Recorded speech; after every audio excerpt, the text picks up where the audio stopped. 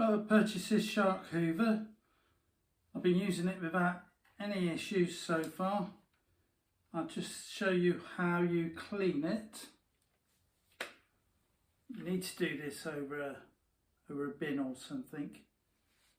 You do get a dust collection up there and fur. You just press there and the filter pops out. So you just pop the filter out, pull out the filter like that by just grabbing the hold of the handle, and you can buy these replacement filters off of Amazon very cheaply. If you don't change the filters, what will happen is the Hoover will it will work intermittently as though it's overheating, but it's not actually. I've got a few attachments here, but you've got this little thin one, and then all the little nooks and crannies in the car, down the side of the seats.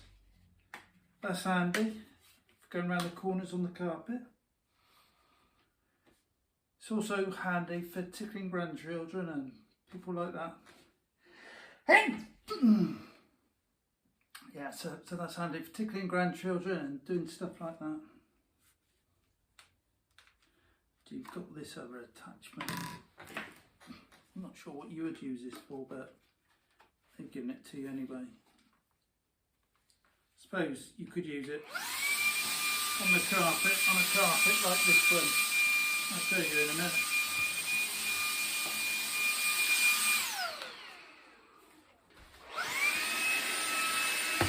Get around and getting in those little corners.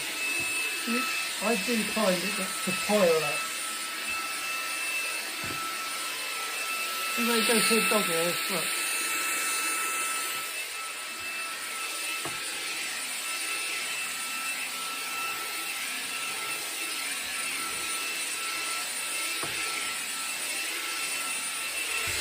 Look at that. Hasn't even been over for a while. Just hoovered my stairs.